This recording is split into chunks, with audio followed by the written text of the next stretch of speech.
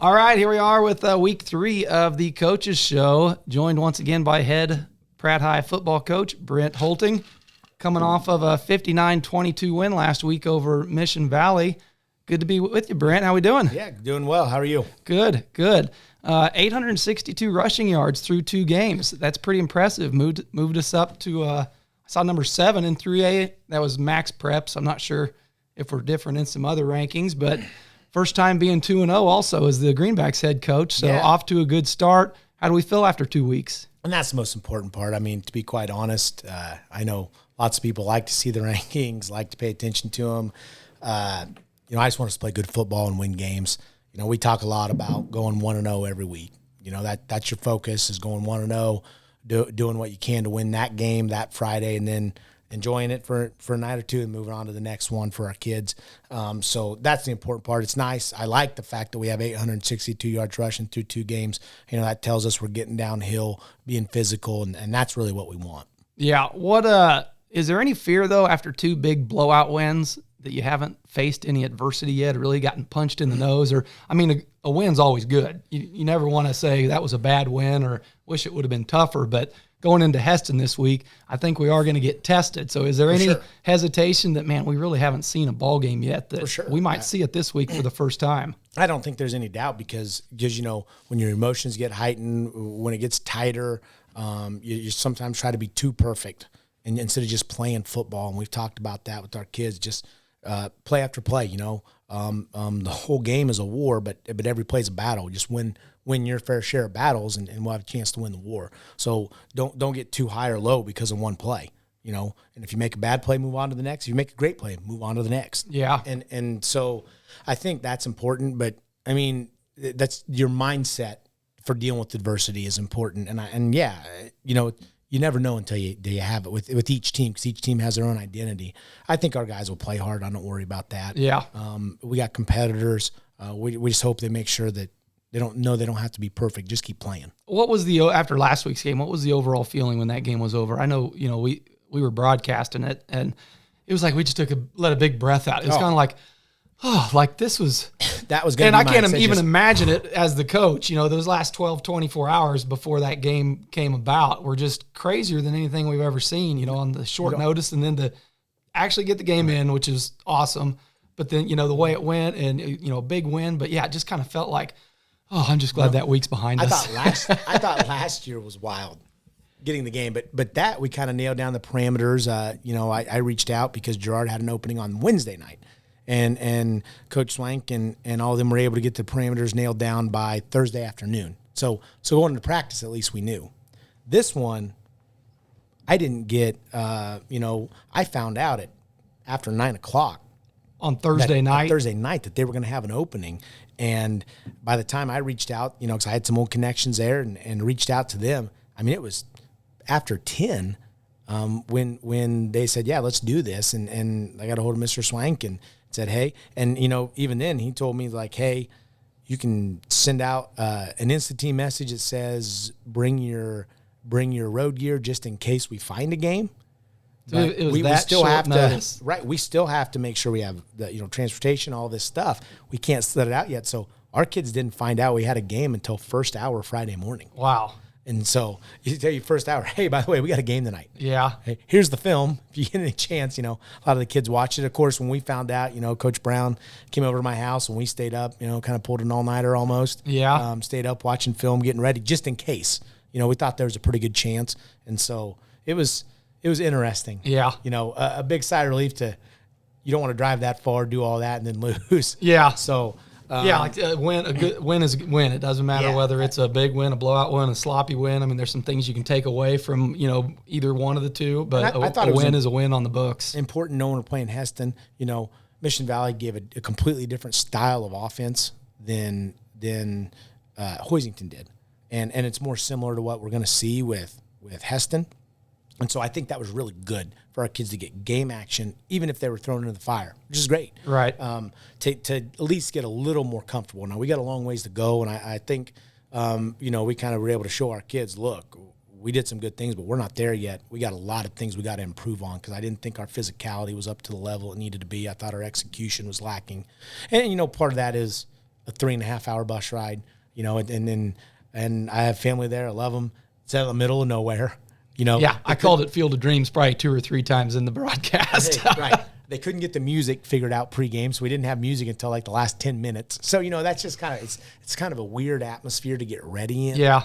When you're not playing a rival, playing someone you don't even know. Yeah. Never even, on their homecoming night too. Half of our kids have never even heard of the school. Yeah. So it was interesting, but it was fun. You know, it was fun. It's one of those things that it may happen, but kids will be talking about it for years to come. Right, right. So now we got a normal week to kind of prepare for Hesston. You know, fingers crossed that nothing gets changed there. What's a week of preparation look like? You know, I asked you on the bus ride home that night, you know, do you get home and start watching film tonight? And you said you used to. You know, you said, boy, I used to stay up till 2, 3, 4 in the morning, back up at 7. So the game gets over Friday night. Are you guys back in the gym Saturday evaluating, you know, any injuries or just stretching kids out, or coaches meeting Sundays, you know, Monday film? What's a normal week now that we have one? What's that look like going into a Friday night game? There's a lot of times I still will watch film. I didn't. I'll be honest. When I got home, by the time problem is it couldn't get uploaded on the bus. By the time it got uploaded, you know, when we got home on Friday night, it was 1 in the morning, 1:30 in the morning. Yeah. Are you watching, when you say Friday night, are you watching post-game film, or are you already watching film for next week? Generally, I will. A lot of times I will on the bus. I didn't on Friday night because we'd already prepared. You know, we'd already watched quite a bit of Hesston film because that's who we thought we were moving on to on Wednesday. Yeah. You know, that's what we started doing. And so I had a little jump start there. So normally I'll watch on the way home. I'll try to get as much film as I can. I'm a film junkie. I'll try to trade with everyone I know so I can get as many films on them as possible, whoever we're playing. Then wake up, it's still pretty early, Saturday morning and start watching film. Then we'll usually go in at 10 o'clock and ice bath the kids. And the kids want to come in, take an ice bath, roll out. Kind of assess any injuries from the night before, see who's...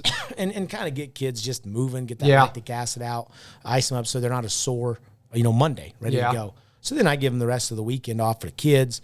You know, the nice thing now about technology, early in my career, we'd meet all weekend.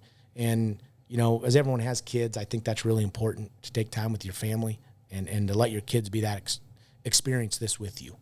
I love it when my kids are out on the football field, experiencing it, being around our kids.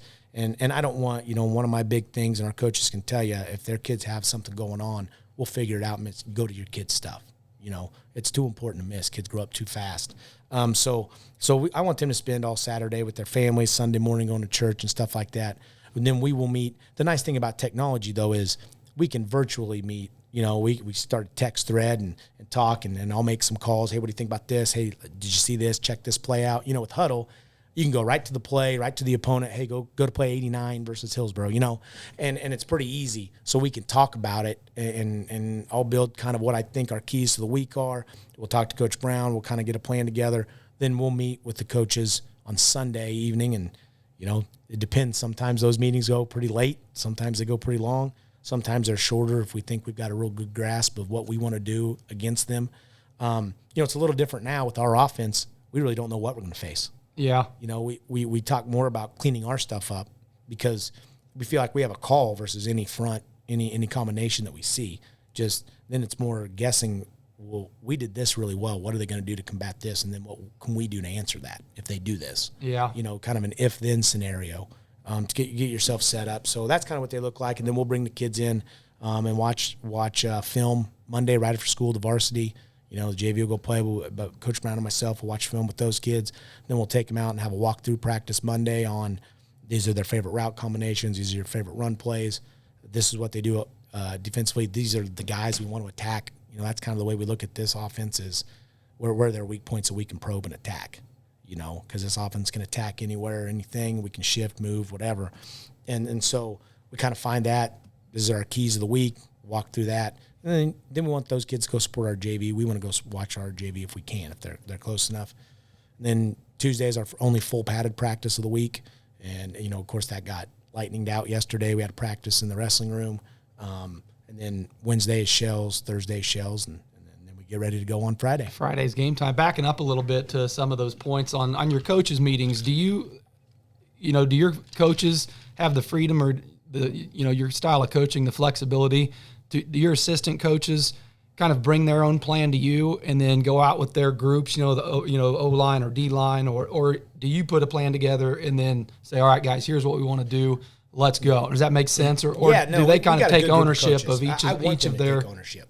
I want them to take ownership. We grade our positions, each coach does, and grades their kids, and then we talk about, obviously I'm going to watch everything and be involved in every aspect. But our coaches do a great job. I got a good group of guys with me, and I want them to take ownership because I think anytime you're a head coach and, to get loyalty, to get people to buy into your program, they're going to have a role in it, a say in it. And I've worked for those head coaches before that said, okay, hey, guys, this is what we're doing. No questions asked. And those are hard. And so I want our coaches to have a lot of say. I want them to come with their own plan because also I want them to just not be yes men and show me things that I may have missed and challenge me, Now, when we walk out on the field, obviously it's my ultimate decision, and they know that. We all know that. Everybody knows that. But we cuss and discuss a lot of stuff, and then we fix stuff, change stuff. Oh, hey, man, that's a good idea. I didn't see that, whether it's me seeing it or them seeing it, and try to make it to where we can put our kids in the best position we can to win, because that's really what it's about, is what's best for our kids. Yeah. So moving on to Hesston, looking up this week, looking at, like we just talked about earlier, 10th meeting. This will be our 10th meeting. Played them 9 times previously, and I honestly think Hesston's got probably the best win percentage against Pratt, if you're taking a sample size of 5 or more games. They do. They're 8-1 in the matchup so far. They did lose last week to Hillsboro, which I thought was a bit shocking, but I'm hearing mixed reports from people in a 25-14 game, and they opened up with a big win over Haven, 45-8. So a big league matchup for Pratt, and honestly, I think it'll be a good gauge of where we stand. Do you kind of feel the same way? It'll be a big-time gauge of where we stand because they're, like I said, they're a football team. Well, if you go back even the last couple of years, we've had problems with tall, long, athletic, can really run. Now, they're not maybe as big in the trenches as they've been. This will be one of the few teams I think will have a size advantage up front, and we normally don't have that. But they are a good test because they're well coached. Their quarterback's really good when he gets his feet set.